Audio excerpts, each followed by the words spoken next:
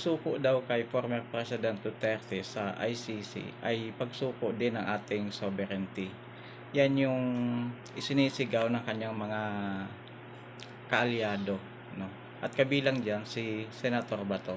Subalit nakakatuwa na mayroon siyang panawagan kay President Trump ng United States na hinihiling niya na sana ay mabigyan ng sanction yung may-ari ng eroplano na inarkila ng Pilipinas para dalhin sa dahig Netherlands si former President Duterte. So, hindi ba ito ay isa ding pakikialam ng foreign country dahil si Trump ay presidente ng US?